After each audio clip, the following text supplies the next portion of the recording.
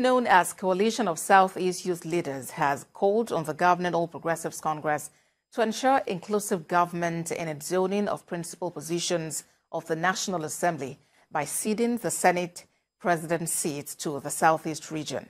Speaking at a press conference in Owerri, the Imo State capital, the group stated that the plan to give the region a deputy speaker in the 10th National Assembly is not acceptable. They said the Southeast has been playing a major political role in the country and should be accorded its pride of place in the political space in Nigeria. In 2019, he denied Southeast the position of the Senate President and Deputy Senate President under the premise that there is no APC governor in the Southeast. Now that the Southeast has two APC governors, which are Imo and Ibrahim State, and South has only one, which is Cross River State, which excuse do they have again to insult us with the position of a deputy speaker? What we believe is in inclusion, the kind Alhaji Shehu Shagari talked about in the Second Republic and Yadwa in the current Republic government of national unity. Joining us on TVC News at 7 to discuss further on the 10th National Assembly leadership is columnist Mohammed Ibrahim. Thank you for joining us on TVC News at 7. Well, it does appear that the major contention with the APC zoning arrangement is the omission of the North Central geopolitical zone.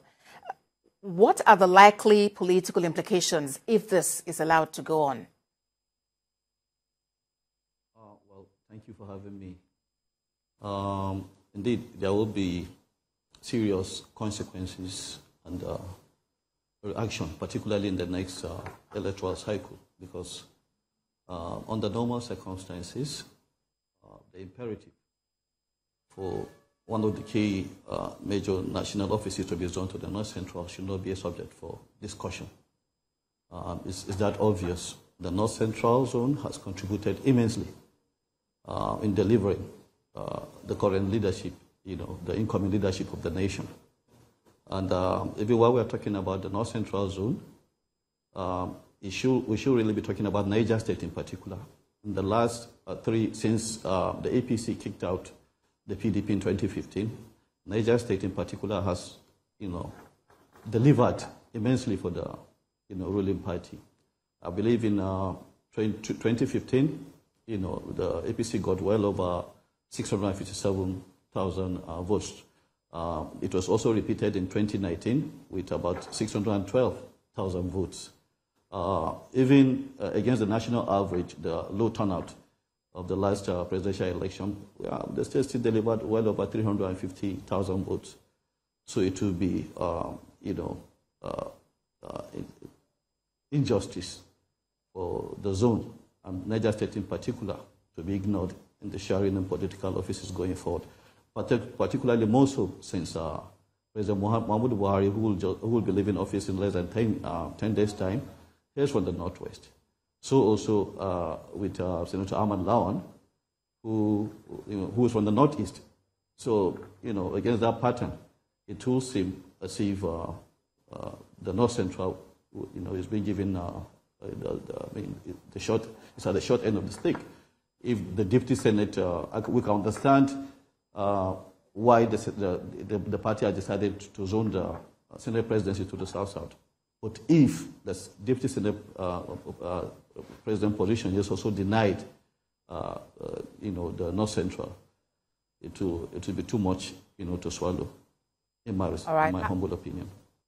Okay, and would it be correct to say that the North Central has agreed on a consensus candidate for the geopolitical zone? If yes, who is that individual? In my opinion, like I said, Niger State has, I don't understand what people have, or rather what the national political leadership has against Niger State, which has the biggest landmass easily about. It's about, it has more landmass than 4 southeastern states put together. You have 3 national hydroelectric power stations based in that state. It's a major transit point between the north and the south, and yet, the roads the federal roads are in such horrible situation, in a horrible state.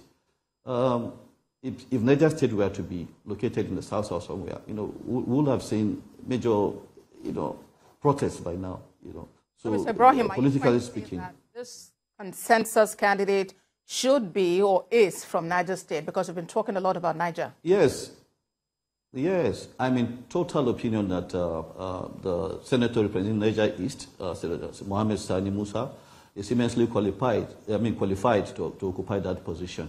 And that is because, with the benefit of insight, it will seem as if, given his enormous contributions in the Senate over the past several years, even the social media bill he tried to get through the Senate, it will seem justified presently, given the advancement in artificial intelligence, and the threats it poses to freedom of speech, and how it can be used to spread disinformation in many spheres. And it's becoming an alarming issue all over the world, and Nigeria cannot afford to take that lightly. So, since the Sani Musa is immensely qualified, to occupy that position, in my humble opinion.